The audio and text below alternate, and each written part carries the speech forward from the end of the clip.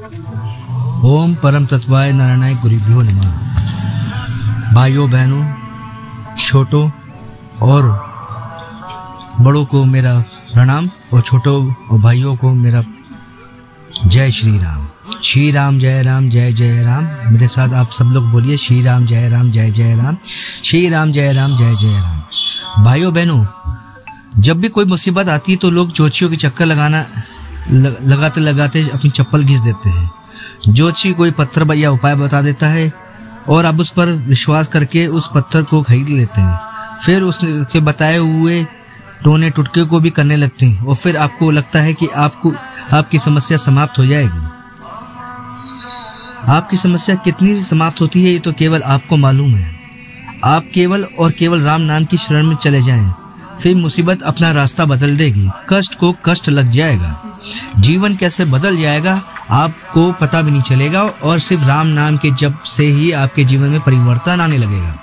आपका ऑरा बदल जाएगा। मुसीबत जो है खुद की मुसीबत बन जाएगी। आपकी मुसीबत अपने आप खत्म हो जाएगी। एक बार प्रभु पर श्रद्धा करके विश्वास करके प्रभु का नाम जाप तो करके देखें, जीवन में कैसे परिवर्तन आता है। ये दास के जीवन में भी परिवर्तन आया है, इसलिए ये दास आप सबसे विनती करता है और जोर देके कहता है प्रभु का नाम जाप करके तो देखिए कैसे जीवन में आपके परिवर्तन आता है, कैसे आपके बंद रास्ते खुल जाते हैं, कैसे आपके जहां आपको अंधेरा नजर आ रहा है कैसे वो उजाला बन जाता है।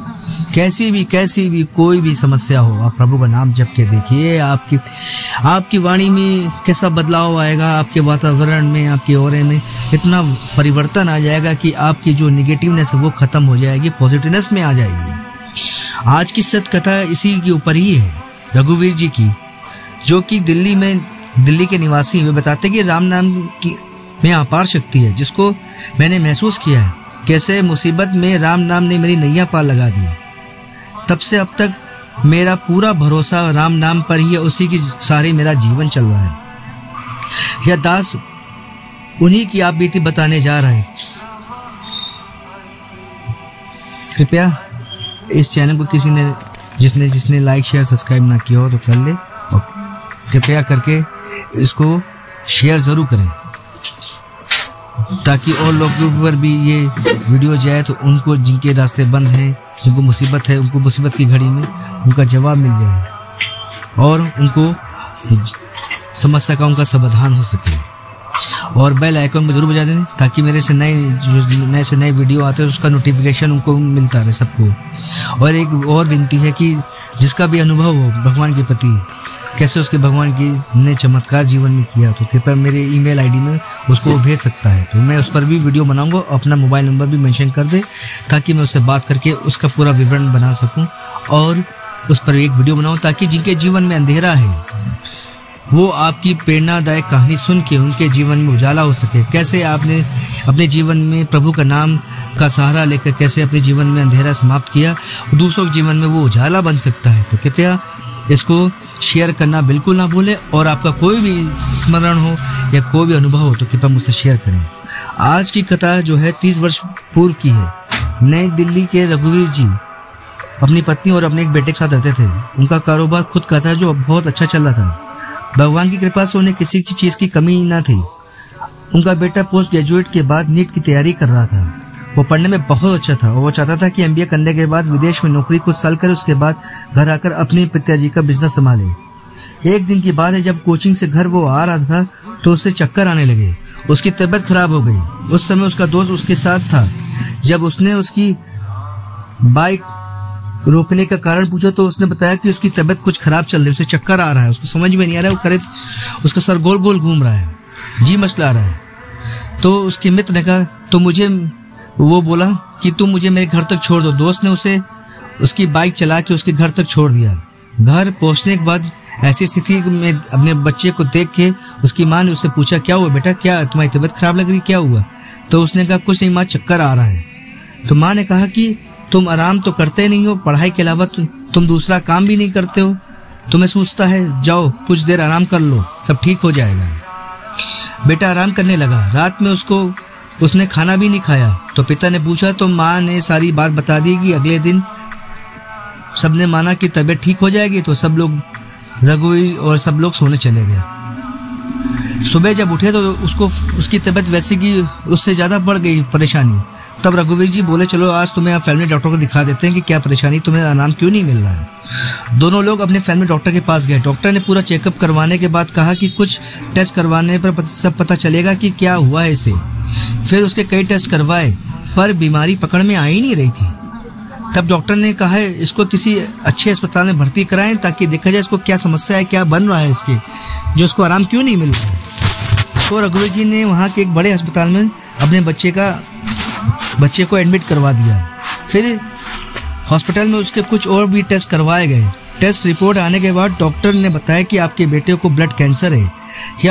यह बात डॉक्टर की सुनकर रघुवीर जी की तो जोर का झटका लगा और उनकी वाइफ को तो बिल्कुल रुआसी हो गई, उनका मुंह लटक गया कि ऐसा कैसे हो सकता है। उन्होंने डॉक्टर से हाथ जोड़ के पूछा कि ऐसे कैसे हो सकता है, मेरा तो बच्चा अभी ठीक ठाक था, उसको कैसे हो सकता है। तो उन्होंने जोर देकर कहा कि आप दोबारा जांच करवाइए तो देखिए कि क्या हो सकता है।